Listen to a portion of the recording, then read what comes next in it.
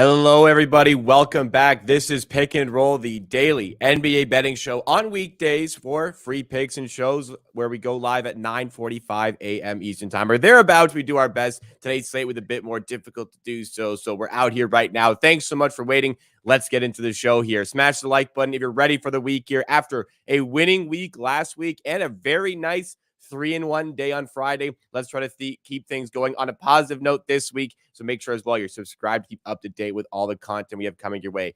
Like I said, we do weekday shows here at 9:45 with myself and Pips, but a little bit of a special show this week. Usually we have our Thursday show at 2:30 p.m. Eastern Time, but it's trade deadline week. We're going to be doing a live stream right here on the Board YouTube channel. 2 to 4 p.m. Eastern Time on Thursday. I'll be there for the full 2 hours. We're looking for other guests, but Pips will be joining me as well for a little bit of the stream. So keep the notifications on and stay tuned for more information on that. But as I said, a bit more of a difficult slate today, but Pips is confident in the one pick that we have coming out today. And the one pick is a big SGP. Not going to be a bonus big SGP because it's the one pick here. So for the viewers catching live today, a big SGP to start us off on Monday. It is in the Warriors and Nets game, and we are going to be going with this plus 275 play at BetMGM.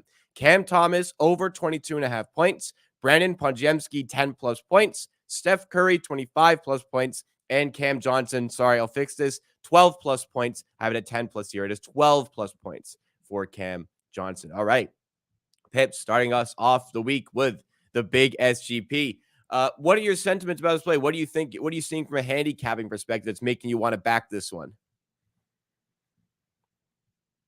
I just want to take a minute to explain why we don't have any other official bets, straight bets. So 6 games tonight seems like probably a decent slate for the NBA. One game we have Luka Doncic and Tobias Harris both questionable, so change everything in that game. Can't do anything before. Uh, we have Jared Allen questionable for Cleveland Cavaliers. Also changed the game a lot if he's out.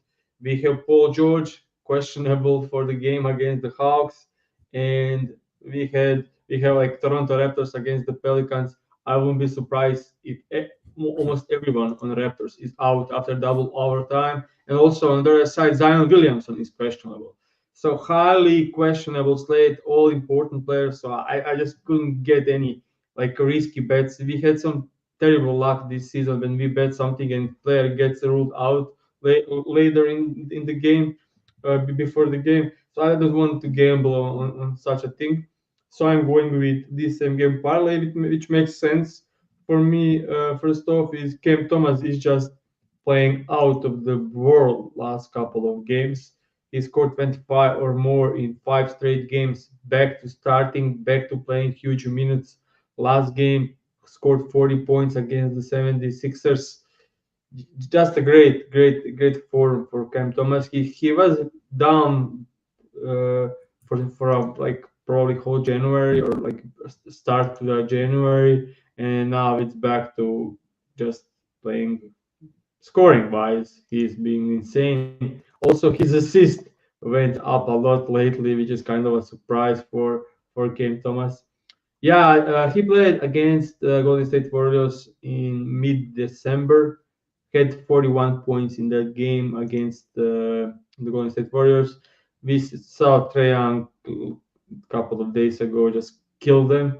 Cam Thomas, similar type of a scorer, like shooting profile wise.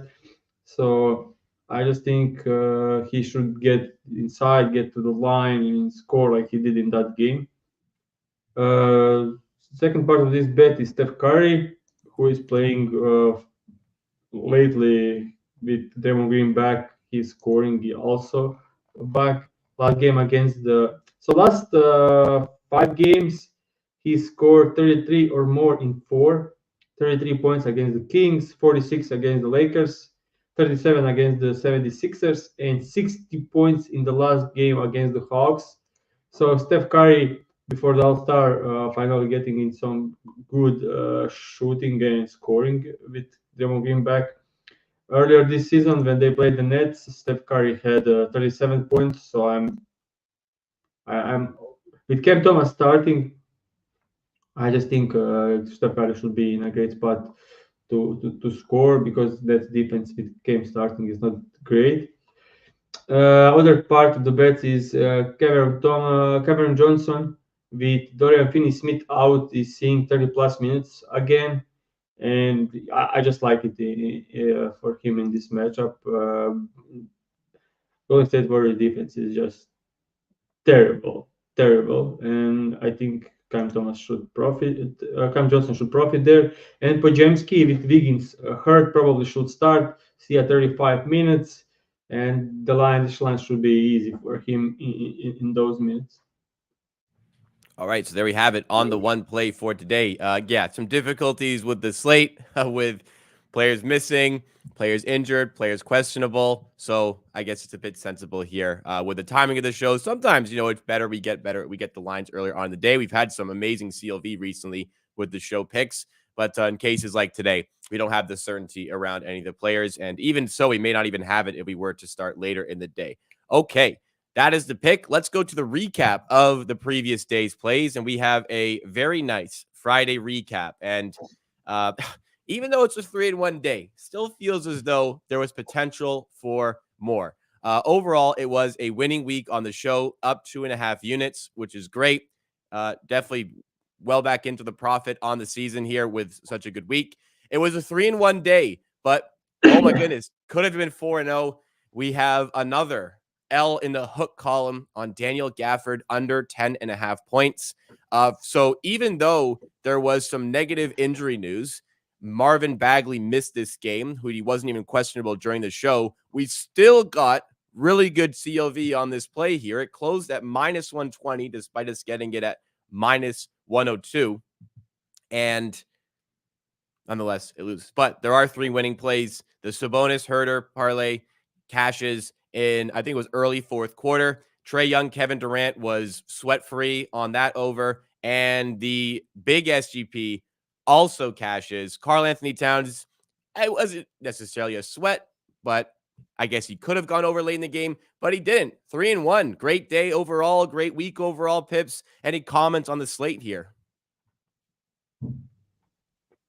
Nothing in particular, just our hook counter improving to I think 411 now, which Yes. is kind of absurd when you think about it. So like So sorry, 411. sorry to interject here, but the 10.5 point line is the minimum I would say is required for something to be classified as a hook for a point line. If it was like a 9.5 point line, he finished with a 10, I probably wouldn't Yeah. count it, but this is the lowest on that threshold. But yes, 4-11 on the hook counter.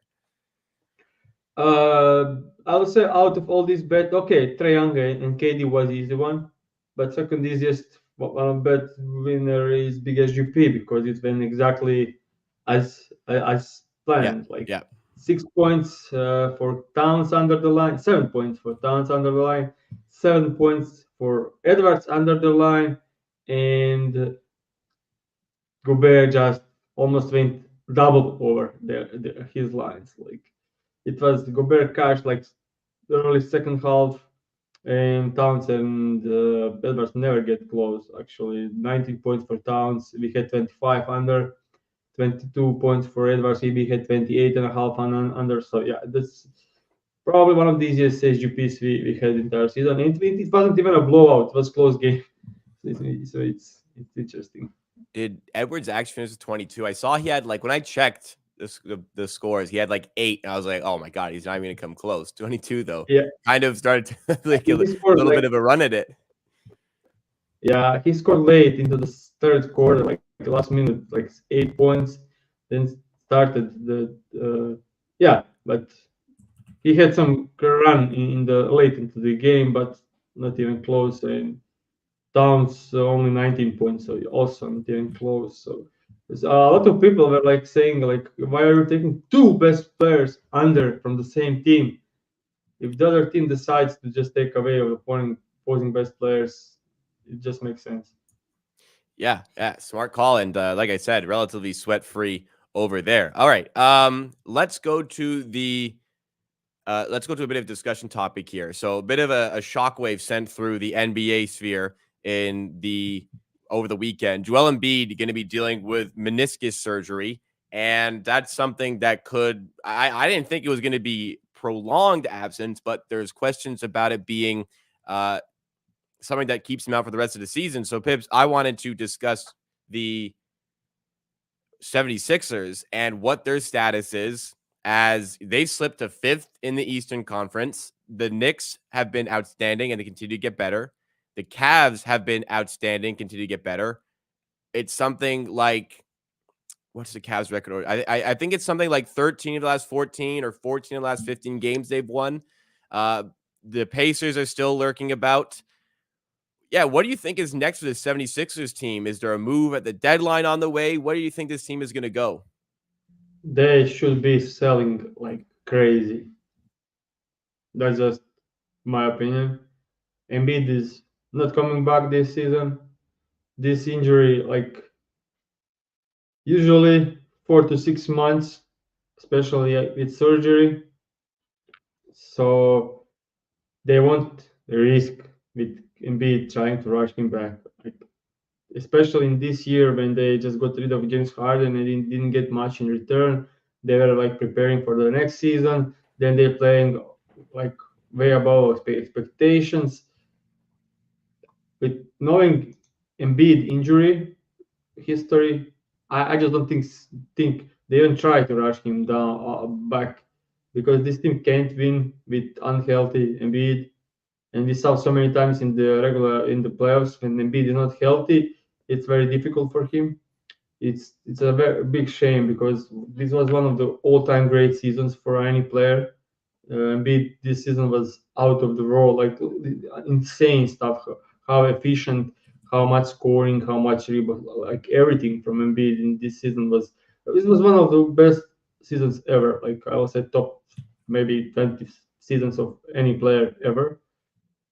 Maybe even top 10, but I don't want to look down in like 80s and 90s for this. But one of the best seasons I ever saw, and it's a shame that he is out for the season. And 76ers without him are like playing team at best, and I think they should be selling. What do you think selling looks like for this team? You can't trade. You're obviously not going to trade Maxey. Tobias Harris is expiring. I'm not sure. I mean, I don't think anybody wants nor can take that contract. What do you think selling looks like for this team right now? Yeah, that's the tough one. Uh, I don't know who else.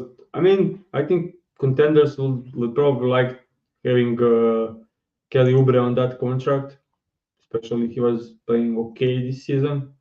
Uh, I don't think they want to get rid of Batum because he will be insane for them next season. But I think a lot of teams would love to have him there. And yeah, I honestly don't know what they do with Tobias Harris. Maybe they try to move him somewhere to someone, but this his contract is insane, so he can't help any contender on that contract. So yeah, I said selling because I just thought like this season is done. And when you look at the roster, there is not much to sell. So yeah, that's true. I think if there's I guess there's interest in a player, play things out. But I like your point you made. They sold James Harden. They got some picks in return. Tobias Harris's contract is about to come off the books at the end of the season. It's a shame that this season, I'm not going to say this season goes to waste. You're going to get a really good development year out of Tyrese Maxey. He's an RFA. You've just confirmed to yourself that he is the rookie max player that you weren't sure he was at the start of this season. So just play this out, see what you get out of these players. You have assets to work with in the summer. You have $40 million in cap space to work with, or a lot more cap space to work with. This is going to be a desirable destination with a very good coach. Joel Embiid is there. Well, assuming Joel Embiid is there, there's always been the little thing in the background suggesting, what if Joel Embiid asked for a trade? But kind of a shame that this season goes the way it is. But hey, see what you can do. Maybe Joel Embiid gets healthy for the playoffs. If he comes back from surgery or whatever it goes down, I'm not going to say he's going to be completely healthy, but at least he'll be pretty well rested in every other part of his body. maybe that's something that helps. So keep going, I'd say, because you can't really sell, as we've said. Keep trying to win games, make the playoffs, and just kind of see where it goes. But yeah, I think for Sixers fans, it's a bit of a shame there. And we kind of lost on an all-time MVP race again as well, because Jokic versus Embiid was heating up, but Jokic now, all likelihood, is not going to meet the threshold to win that award. Jokic firmly in the driving seat. But all right, that'll do it for the show for today. Just a one pick on the way. There was some confusion that is completely on me as to what the play is. But the confusion stemmed from the last leg here. Cam Johnson, 12 plus points. We adjusted right before this show, so I had 10 plus in the graphic earlier. Didn't realize the scroller also had 10 plus, so we switched it back to what it is. So the correct play here is Cam Thomas over 22.5 points, Brandon Podziemski 10 plus points, and Steph Curry 25 plus points, along with the Cam Johnson 12 plus point line. Okay, that gave us 275 odds at BetMGM for this Warriors and Nets game. Again, my apologies. Monday morning, switching up right before the show started, but there is the correct play on the recap. All right, we had a great week last week. We had a winning big SGP on Friday with lots of players questionable today. Really tough to make calls, but Pips has confidence in the big SGP here. So we got half unit on this one. Let's see if we can start Monday and start this week off on the right foot with a winning play. Again, this week, we have live shows every weekday morning with myself and Pips, plus the trade deadline watch along 2 to 4 p.m. on Thursday. I'll be there for the full 2 hours, but Pips will be featuring a little bit in that stream as well. Very excited for that. So subscribe to the channel so you're up to date. Hit the notification bell so you know when we go live, and drop a like before you go. We'll see you again next time.